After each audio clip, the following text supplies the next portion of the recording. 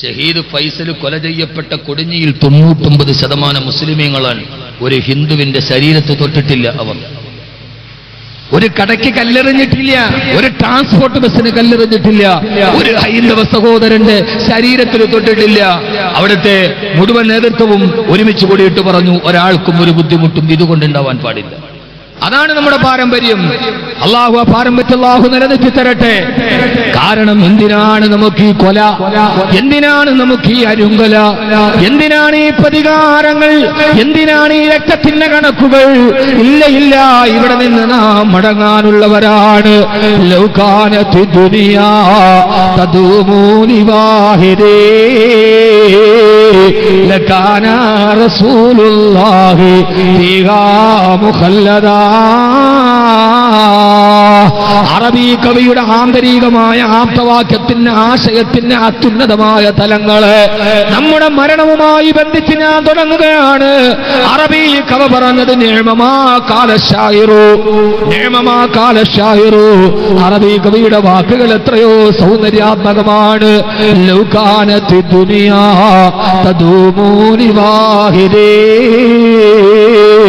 ഈ മണ്ണിന്റെ പുറംവലിയുടെ മുകളിൽ ആരെങ്കിലും ശാശ്വതമായി ജീവിക്കുമായിരുന്നുവെങ്കിൽ, മരണം ആർക്കെങ്കിലും ഒരു ഒഴിവ് കഴിവ് പറയുമായിരുന്നുവെങ്കിൽ, ലകാന റസൂലുള്ളാഹി ഫീഹാ മുഖല്ലദാ. എന്റെ മുത്ത് റസൂൽ എന്ന് മദീനയിൽ ഉണ്ടാകുമായിരുന്നല്ലോ. അസ്റായീൽ വരുന്നവരിൽ നിന്നും ഒരാളെങ്കിലും ഒഴിവായിരുന്നുവെങ്കിൽ, എന്റെ ലോകത്തിന്റെ ഹബീബ്, എന്റെ ലോകത്തിന്റെ ഹബീബ്, ഈ ലോകത്തിന്റെ മുഴുവനും നേതാവ്, ആ നേതാവിനെയും വെറുതെ വിട്ടില്ലല്ലോ. അസാലത്തേക്കുൾ, ഇമാമത്തേക്കുൾ, സിയാദത്തേക്കുൾ, ഇമാറത്തേക്കുൾ, ഹുകൂമത്തേക്കുൾ, വിലായത്തേക്കുൾ, खुदा कहेगा तुम्हारे लिए, खुदा कहेगा तुम्हारे लिए. അസാലത്തേക്കുൾ, ഈ ലോകത്തിന് മുഴുവനും അസ്തിത്വത്തിന് അടിസ്ഥാനമായി, ഇമാമത്തേക്കുൾ, ലോക ജനതയുടെ നേതാവായി, ഹുക്കൂമത്തേക്കുൾ, എല്ലാ പ്രശ്നത്തിന്റെയും വിധികർത്താവായി വന്ന നബിയെ, അങ്ങയുടെ വീട്ടിലും അസ്റായീൽ വന്നല്ലോ നബിയെ. അങ്ങയുടെ ആ പുണ്യമായ വീട്, അങ്ങയുടെ പുണ്യമായ വീട്, അങ്ങയുടെ പുണ്യമായ വീട് ഏത് വീടാണ് പെങ്ങളെ? തൃക്കരിപ്പൂരിലെ എന്റെ പ്രിയപ്പെട്ട സഹോദരിമാരോട് ഞാനൊരു കാര്യം പറയട്ടെയോ? വാക്കവി വന്നിട്ടൊന്നും പറഞ്ഞില്ലെന്ന പരാതി വേണ്ട. മുത്ത് റസൂല് ജീവിച്ച വീടേതാ? ആ വീടിന്റെ റൂമേതാ? അവിടെയാണ് ആയിഷ റളിയല്ലാഹു അൻഹ കിടന്നത്. ആയിഷ ബീവി എന്ന പാവപ്പെട്ട ഭാര്യ കിടന്നുറങ്ങിയ വീടിന്റെ മുറിയാണ് ഇന്ന് ഖുർആനിൽ സൂറത്തിന് പേര് വെച്ചത് സൂറത്തുൽ ഹുജറാത്ത്. മുറികൾ, സൂറത്തുൽ ഹുജറാത്ത്. എന്താണ് അതിന്റെ അർത്ഥം? ഹുജറാത്ത് എന്ന് പറഞ്ഞാൽ, ഹുജർ എന്ന് പറഞ്ഞാൽ റൂം. ഹുജർ എന്ന് പറഞ്ഞാൽ അർത്ഥം റൂം. ആരുടെ റൂമാണിത്? അതാ റൂമാണ് 10 മുഴം നീളമുള്ള 8 മുഴം വീതിയുള്ള, ആകാശത്ത് മഴ പെയ്താൽ മഴവെള്ളം മുഴുവനും ഗൃഹനാഥന്റെ ദാടി രോമങ്ങളിലൂടെ ചോർന്നൊലിച്ച ഹബീബായ നബി തങ്ങൾ കിടന്നുറങ്ങിയ റൂമാ. ആ റൂമിലേക്കാണ് അസ്റായീൽ അലൈഹിസ്സലാത്തു വസ്സലാം വന്നത്. ആയിഷ ബീവി വലിയ ഭാഗ്യവതിയാണ്. കാരണം എന്തെന്നറിയുമോ? മാ ബൈന ബൈതി വ മിൻബരി റൗളത്തും മിൻ റിയാദിൽ ജന്നാ. എന്റെ വീടിന്റെയും എന്റെ ഖബറിന്റെയും എന്റെ വീടേതാ? അതാണ് ബൈത്തു ആയിഷ. ആയിഷ റളിയല്ലാഹു അൻഹ, നിങ്ങൾ എത്ര ഭാഗ്യവതിയാ! നിങ്ങൾ താമസിച്ച വീടിന്റെ ഇടയിലാണ് ഭൂമിയിലെ സ്വർഗത്തിന്റെ പണി നിർമ്മാണം പൂർത്തിയായത്. ആയിഷ ബീവി ഭാഗ്യവതിയാണ്. പെങ്ങളെ, ഒരായിഷയാവണ്ട പെങ്ങള്, തൃക്കരിപ്പൂരിലെ പെങ്ങള്, ഇന്നലെ ബസ് സ്റ്റാൻഡിൽ വെച്ച് കണ്ട കാമുകന്റെ കൂടെ നിന്റെ ജീവിതത്തിന്റെ എല്ലാ കണക്കെടുത്തും പൂർത്തിയാക്കി. മണലാരുണ്യത്തിൽ കട്ടപ്പെട്ട വാപ്പയോടുള്ള കണക്ക് മുഴുവനും ഇന്നലെ കണ്ടവന്റെ കൈ പിടിക്കുമ്പോ ഇനി വാപ്പ എന്നെ അന്വേഷിക്കണ്ടെന്ന 4 അക്ഷരത്തിൽ തീർക്കുന്ന പെങ്ങള്, പ്രണയമെന്ന 4 അക്ഷരത്തിലോട് ജീവിതം തീർത്ത പെങ്ങള്, അറിയുമോ നിനക്ക് ആയിഷ ബീവിയെ?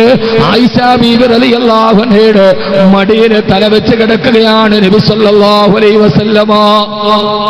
ഇവിടെയാണ് വഫാത്ത് നടക്കുന്നത്. ഇവിടെയാണ് വഫാത്ത് നടക്കുന്നത്. എന്നട് വല്ലാതെ അസുഖം കൂടിയപ്പോ ഹബീബായ നബി തങ്ങൾ ഒരാഗ്രഹം പറഞ്ഞു ഭാര്യമാരോട്, എന്താണ് നബിയെ? എനിക്കെന്റെ ആയിഷയുടെ വീട്ടിൽ പോകണം, എനിക്ക് അന്ത്യശ്വാസം വലിക്കുന്നത് എന്റെ ആയിഷയുടെ വീട്ടിലായിരിക്കണം. ഓ, എല്ലാ ഭാര്യമാരോടും പറഞ്ഞു, എനിക്കെന്നെ ആയിഷയുടെ വീട്ടിൽ പോകണം. അവളാണ് എന്റെ കൽബ്, അവളാണ് എന്റെ ഹൃദയത്തിന്റെ തൂവൽ സ്പർശം, ആയിഷ റളിയല്ലാഹു അൻഹാ. അള്ളാഹു നമ്മുടെ ഭാര്യമാരെ അങ്ങനെ ആക്കി തരട്ടെ. ആമീൻ പറ മനുഷ്യന്മാരെ. ആകുന്ന വലിയ പ്രതീക്ഷയൊന്നുമില്ലേ? ഇന്നെല്ലാ പെണ്ണും പ്രണയത്തിലെ, കല്യാണം കഴിഞ്ഞതും കഴിയാത്തതിന് മുമ്പുള്ളതും ഒക്കെ. പ്രണയം എന്നത് ഇന്നൊരു സാർവ ക്യാൻസർ ആവുകയാണ്. ഞാൻ പ്രണയത്തെ നിരാകരിക്കുന്നില്ല, കാരണം അള്ളാഹുവിന്റെ റസൂലിന്റെ കാലഘട്ടം മുതലേ പ്രണയമുണ്ട്. അല്ലേ ഉസ്താദ്? ഹബീബായ നബി തങ്ങളുടെ കാലത്ത് പോലും പ്രണയമുണ്ടായിട്ടുണ്ട്, ഉറപ്പാണ്. തങ്ങൾ എന്നെ നോക്കുന്നു. ഇമാം ബുഖാരി റളിയല്ലാഹു അൻഹുവിന്റെ ആദ്യത്തെ ഹദീസ് പ്രണയത്തെ കുറിച്ചാണ്. അല്ലേ ഉദവി?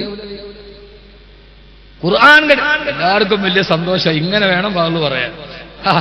ഇമാമുനാ ബുഖാരി റളിയല്ലാഹു അൻഹുവിന്റെ ആദ്യത്തെ ഹദീസ് പ്രണയത്തെ കുറിച്ചാ. ഇന്നമൽ അഅ്മാലു ബിന്നിയാത് വ ഇന്നമാ ലികുല്ലി ഇംരിഇൻ മാ നവാ ഫമൻ കാനത് ഹിജ്റതുഹു ഇലല്ലാഹി വറസൂലിഹി ഫഹിജ്റതുഹു ഇലല്ലാഹി വറസൂലിഹി വമൻ കാനത് ഹിജ്റതുഹു ഇലദ്ദുനിയാ യുസിബുഹാ അവ ഇംറഅതൻ യൻകിഹുഹാ ഫഹിജ്റതുഹു ഇലാ മാ ഹാജറ ഇലൈഹി. നബി തങ്ങൾ മദീനയിലേക്ക് പോയ സംഘത്തിലൊരു പെണ്ണുണ്ടായിരുന്നു.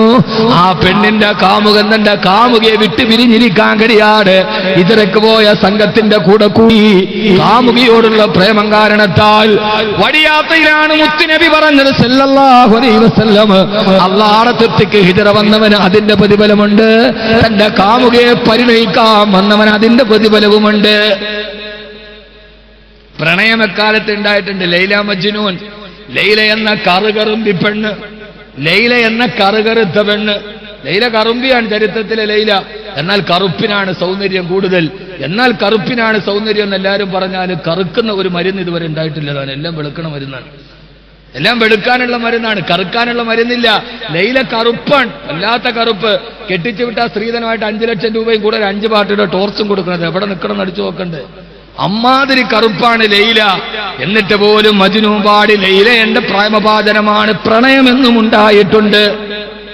ഹുസ്നുൽ ജമാല്, ഇമ്രുൽ കൈസ്, സബൂൽ മുഅല്ലക്ക, അത് ഞാൻ പാടണില്ല.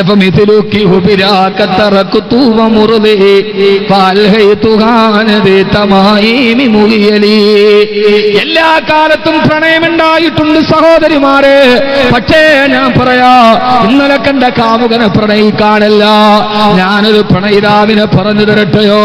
അതാരുമല്ല, മലക്കുൽ മൗത്ത് അസ്റായീൽ അലൈഹിസ്സലാത്തു വസ്സലാം. മലക്കുൽ മൗത്ത് അസ്റായീലിനെ പ്രണയിക്കണം. അസ്റായീൽ നമ്മുടെ വീട്ടിൽ വരണം. ഒന്ന് വാതിലിൽ മുട്ടിയിട്ടൊരു കാമുകനെ ചോദിക്കണം, എന്റെ കൂടെ വരുന്നുവോ, എന്റെ കൂടെ വരുന്നുവോ? ഇത് പറയാനാണ് ഞാൻ ഇടയ്ക്ക് പ്രണയം പറഞ്ഞത്. വാതിൽ വന്ന് മുട്ടി ചോദിച്ചു, ഫാത്തിമ ആരാണെന്ന് നോക്ക്. വെളിയിൽ നോക്കിയപ്പോൾ കാബിലുൽ അർവാഹ് മലക്ക് അസ്റായീൽ അലൈഹിസ്സലാത്തു വസ്സലാം. മുത്ത് റസൂലിന്റെ വഫാത്ത് പറയാൻ തുടങ്ങാ. കുറച്ച് സമയം മാത്രമേ നമ്മുടെ മുമ്പിലുള്ളൂ. എന്നാൽ സഹോദര, അസ്റായീൽ വരില്ലേ? എന്റെ വീട്ടിലും വരില്ലേ? നിന്റെ വീട്ടിലും വരില്ലേ? മിനിങ്ങാൻ എന്റെ വീട്ടിൽ നിന്ന് ഞാൻ കൊല്ലത്തുള്ള എന്റെ വീട്ടിൽ നിന്ന് യാത്ര പറഞ്ഞിറങ്ങിയടാ. ഇറങ്ങാൻ നേരത്തെ എന്റെ പ്രിയപ്പെട്ട പൊന്നുമക്കൾ, ഞാനിന്ന് പത്രം വായിച്ചിട്ട് അറിയാതെ വല്ലാഹി കരഞ്ഞുപോയി. ഇന്ന് ഞാൻ കരഞ്ഞുപോയി. എന്തെന്നറിയോ കരയാൻ കാരണം? രാവിലെ ഹോട്ടലിൽ നിന്ന് പത്രം വായിക്കുമ്പോ ഷഹീദ് ഫൈസലിന്റെ മയ്യത്ത് കൊണ്ടുവന്നു വെച്ചു. ആ സമയത്ത് അമ്മ മീനാക്ഷി വന്ന് കെട്ടിപ്പിടിച്ചു കരഞ്ഞു. എന്റെ പൊന്നുമോൻ എന്ത് തെറ്റാണ് ചെയ്തത്? അവൻ ഇഷ്ടപ്പെട്ടത് വിശ്വസിച്ചതോ? സഹോദരിമാര്, പ്രിയപ്പെട്ട സഹോദരൻ മതം മാറിയിട്ട് സത്യത്തിലേക്ക് പോയിട്ടും അവര് വെറുത്തില്ല. അവനെ കെട്ടിപ്പിടിച്ചു പറഞ്ഞപ്പോ 9, 6, 3 വയസ്സുള്ള 3 ആപ്പിള് പോലെ തുടുത്ത പൊന്നുമക്കൾ ഉപ്പാന്റെ മയ്യത്തിലേക്ക് മറ്റുള്ളവരെ കൊണ്ടുവന്ന് മുത്തം കൊടുപ്പിച്ചു. കാപാലികരെ, ആ നിരപരാധിയായ പെൺമക്കളുടെ കൽത്തടത്തിലൊടിയ കണ്ണുനീരിന് നിങ്ങൾ എവിടെയാണ് പ്രായശ്ചിത്തം ചെയ്യുക? ഏത് പാപക്കറയിലാണ്, ഏത് ഗംഗാരക്തത്തിലെ ജലത്തിലാണ് നിങ്ങളത് കഴുകിക്കളയാ? ഞാനപ്പോ ഓർത്തു, അല്ലാ, എന്റെ മയ്യത്തും എന്റെ വീടിന്റെ മുമ്പിൽ വെക്കില്ലേ? ഞാൻ ഇറങ്ങാൻ നേരത്തെ എന്റെ പൊന്നുമക്കള് 3 പേരും, എന്റെ 11 വയസ്സുകാരനും എന്റെ 8 വയസ്സുകാരനും, എന്നെ 3 വയസ്സുള്ള എന്റെ ഹൃദയത്തിന്റെ കൺമണി എന്റെ പൊന്നുമോളും ഇറങ്ങാൻ നേരത്ത് 2 കവളത്തും മുത്തം നിന്നു. ഉപ്പയെന്ന് വരും, മക്കളെ വ്യാഴാഴ്ച വരും ഇൻഷാ അല്ലാഹ്, മിഠായി കൊണ്ടുവരുമോ? 3 വയസ്സുകാരി ചിനുങ്ങി പോവണ്ട, മിഠായി എന്ന പണ്ട് മുതലേ പറയുന്ന പലഹാരത്തിൽ പിടിച്ചിട്ടിറങ്ങി. ആർക്കറിയാം, വ്യാഴാഴ്ച നാളെ നിലമ്പൂര്, മറ്റന്നാള് ചെറുവാടി, അതിങ്ങടിഞ്ഞ് വ്യാഴാഴ്ച അഹമ്മദ് കബീർ അവന്റെ വീടിന്റെ മുറ്റത്ത് ജീവനോടെ എത്തുമോ? അതല്ല, 3 വെള്ളത്തുണിയിൽ പൊതിഞ്ഞ, കഫൻ തുണിയിൽ പൊതിഞ്ഞ മയ്യത്താകുമോ വീട്ടുമുറ്റത്തെത്തുക? ആ സമയത്ത് മിഠായി പലഹാരവുമായി കാത്തിരുന്ന വാപ്പ ചേതനയറ്റ ശരീരമായി വരുമ്പോ വാപ്പയുടെ മയ്യത്തിൽ കെട്ടിപ്പിടിച്ചിട്ട് എന്റെ പൊന്നുമക്കള് ഉപ്പ എന്ന് വിളിച്ച് കരഞ്ഞാൽ അവിടെ കിടന്നിട്ട് എനിക്ക് പറയാൻ കഴിയണം, മക്കളെ കരയേണ്ട പൊന്നുമക്കളെ, വാപ്പാക്കൊന്നും നഷ്ടപ്പെട്ടിട്ടില്ല. ഇനിയല്ലേ ഉപ്പക്ക് റൗഹുള്ളത്, ഇനിയല്ലേ നിങ്ങളുടെ വാപ്പക്ക് റൈഹാനുള്ളത്, ഇനിയല്ലേ നിങ്ങളുടെ വാപ്പയ്ക്ക് സ്വർഗമുള്ളത്. ഉസ്നെ ശാദി കി ചൂടേ പഹൻകർ സിർഫ് ചുമാതാകെ മേരി കഫനുകോ. കഫന്നുണിയിൽ മുത്തം വെക്കുന്ന മക്കളോട്, മക്കളെ നോപ്പാക്ക് സ്വർഗമുണ്ടെന്ന് പറയാൻ കഴിയണ്ടേ? അതുകൊണ്ട് സഹോദരാ, എല്ലാം നശിച്ചു പോകുന്ന ലോകത്ത് നശിക്കാത്തതിന് വേണ്ടി നമുക്ക് ഒരുമിച്ചുകൂടാം.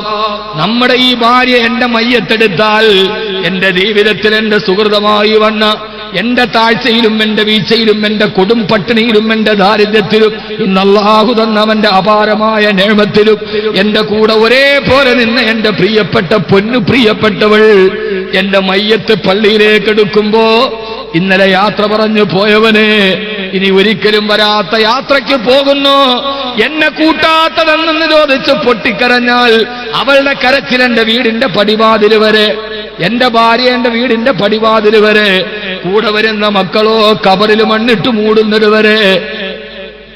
ഞാൻ കബറിന്റെ ഉള്ളിൽ 6 അടി മണ്ണിനെ ഞെരിഞ്ഞു കിടക്കുമ്പോ ആകെ എനിക്കൊരു കൂട്ടാരാ, ആ കൂട്ടാണിത്. അല്ലാഹുവേ, ഇതിനേക്കാൾ വലിയ തിളക്കം നീയാ കൂട്ടിന് നൽകണേ അല്ലാ. അതുകൊണ്ട് കബറിലേക്കൊരു കൂട്ടുകാരനായി ഇൻഷാ അല്ലാഹ് ഈ സദസ്സിൽ നിന്ന് ഇനി ഞാൻ വഫാത്ത് പറയാ. ആ വഫാത്തോടുകൂടി നമ്മുടെ സദസ്സ് അവസാനിക്കും ഇൻഷാ അല്ലാഹ്. ഓരോരുത്തരും ഈ ജംസിന് വേണ്ടി, ഈ പറഞ്ഞ കർമ്മ പദ്ധതികൾക്ക് വേണ്ടി, ഈ ദറസിന്റെ വിപുലീകരണത്തിന് വേണ്ടി നൂറുകണക്കിന് പണ്ഡിതന്മാരെത്തുന്ന ഈ പുണ്യമായ ദൈവത്തിന് വേണ്ടി ഇൻഷാ അല്ലാഹ് ഓരോരുത്തരും കഴിയുന്നവരല്ല. ഇത് റബീന്റെ സദസ്സാണ്.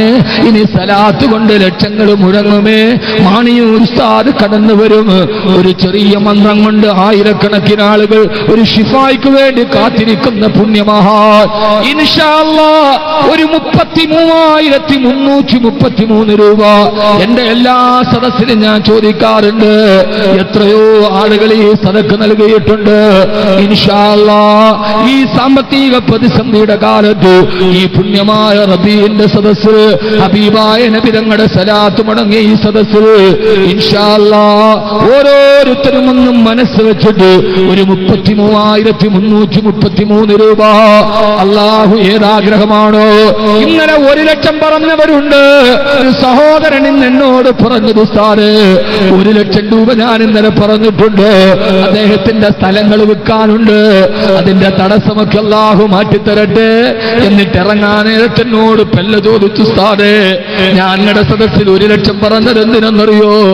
ഞാൻ മരിച്ചു എന്നറിഞ്ഞാൽ നിങ്ങൾ ഏത് വാളിന്റെ സദസ്സിലാണെങ്കിലും അവിടെ വെച്ച് എനിക്കൊന്ന് ദുആ ചെയ്യണം, എനിക്കതേ ആഗ്രഹമുള്ളെന്ന് പറഞ്ഞ ലക്ഷാധിപതിയായ മനുഷ്യൻ മെല്ലെ വിതുമ്പുന്നത് ഞാൻ ഇന്ന് കണ്ടു.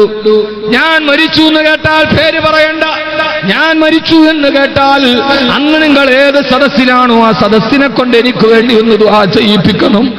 അല്ലാഹുമ്മ ഗഫിർ ലഹു എന്ന് പറയിപ്പിക്കണം. ആ പറഞ്ഞ സഹോദരനും അറിയാം, എനിക്കും അറിയാം. പക്ഷേ സഹോദരാ, അറിയില്ലല്ലോ, നിങ്ങൾ മരിച്ചു എന്ന് വാർത്ത കേൾക്കാൻ അഹമ്മദ് കബീർ എന്ന് ഭൂമിയുടെ മുകളിലുണ്ടാകുമോ എന്ന്. ആരാണ് ആദ്യം പോകുന്നതെന്നറിയില്ല. അല്ലാഹുവേ, ഞങ്ങൾക്ക് നീ ആരോഗ്യത്തോടു കൂടിയുള്ള ദീർഘായുസ് നൽകണേ അല്ലാ. ഒരു സഹോദരി കണ്ടു, മരിക്കുമ്പോൾ പരിപൂർണമായി ഈമാൻ കിട്ടി മരിക്കാൻ ലാ ഇലാഹ ഇല്ലല്ലാഹ് ചൊല്ലാൻ ഒരു സ്വർണ്ണ ചെയിൻ, എത്ര കട്ടിയുള്ള ഒരു സ്വർണ്ണ ചെയിന. പെങ്ങളെ, മരിക്കുന്ന നേരത്ത് ഈമാൻ നൽകണേ അല്ലാ. അവരുടെ ആഗ്രഹം ഈ സ്വർണ്ണത്തിന് പകരം ലാ ഇലാഹ ഇല്ലല്ലാഹ്.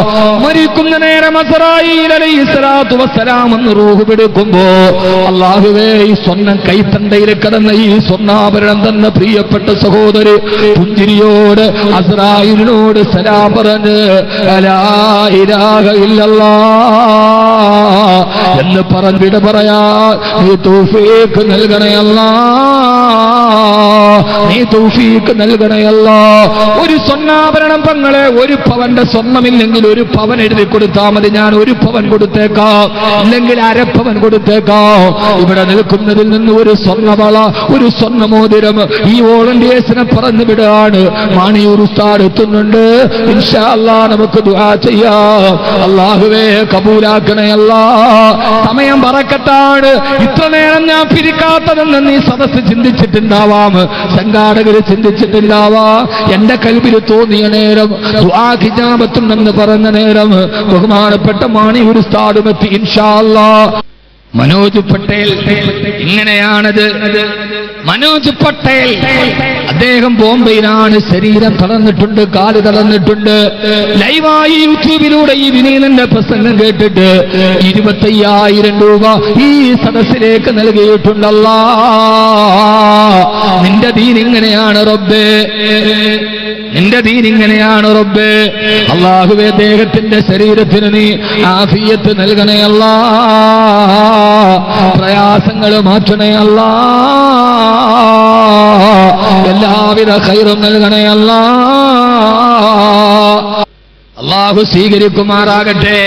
മഹാനവറുകളുടെ ഈ വരവ് അല്ലാഹു നമ്മുടെ സദസ്സിനെ ഇജാബത്തുള്ള സദസ്സാക്കി തരട്ടെ ഇൻഷാ അല്ലാഹ്. സലാത്തും ദുആയുമാണ് ഇനി വഫാത്ത് അല്പസമയം കൊണ്ട് ഇൻഷാ അല്ലാഹ് വാഗ്ദാനം ചെയ്തത് ഞാൻ പറയും. അല്ലാഹുവേ, ചോദിച്ചപ്പോ അങ്ങനെ ബോംബെയിൽ നിന്നാണ് മനോജ് പട്ടീൽ എന്ന സഹോദരൻ. ഇന്ന് ഞാൻ ഫേസ്ബുക്കിൽ ഒരു പോസ്റ്റ് കണ്ടു. ശിവലാൽ ചന്ദ്രൻ എന്നാണ് പോസ്റ്റ് ചെയ്ത ആളുടെ പേര്. ഫേസ്ബുക്ക് അക്കൗണ്ടിൽ നോക്കിയാൽ അറിയാം.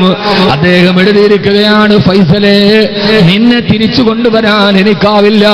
ഉംറ ചെയ്യണമെന്നൊരാഗ്രഹം നിനക്കുണ്ടായിരുന്നുവല്ലോ, ആ ആഗ്രഹം ഞാൻ ഏറ്റെടുത്ത് സബലീകരിച്ചു തരുമെന്ന് ഷഹീദ് ഫൈസലിന് ഫേസ്ബുക്കിൽ ഇന്ന് പോസ്റ്റ് ചെയ്തത് സുലൈമാൻ അൽ-ശിബിലാൽ എന്ന ഹൈന്ദവ സഹോദരനാണ്.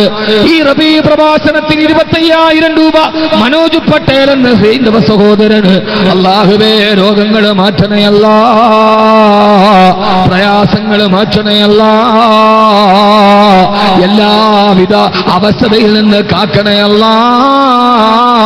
മാണിയൂർ ഉസ്താദിനെ പോലെ, പൂക്കോയ തങ്ങളെ പോലെ ആത്മീയതയുടെ അത്യുന്നതമായ തലങ്ങളിലിരിക്കുന്നവരുടെ മുമ്പിൽ ഒരിക്കൽ കൂടി ഞാനൊന്ന് ആവർത്തിക്കട്ടെ, ഞാനൊരു പാവപ്പെട്ടവനാണ്. ജുദിലേബി അഫുവിക ഹാനൽ ഫഖീറു. അല്ലാഹുവേ, അല്ലാഹുവേ, ഒരു പരമദരിദ്രനാണ് ഞാൻ. ഈ പറച്ചിലല്ലാതെ ഇൽമിലും അമലിലും കുറഞ്ഞവനാണ്. എന്റെ കാര്യത്തിൽ ഞാൻ ബേജാറിലാണ്. തഫക്കറുതു ഫീ ദംബി വാസിൽതു ദമഅതി. അല്ലാഹുവേ, അല്ലാഹുവേ, ബിഅഫ്വിക റബ്ബി കാന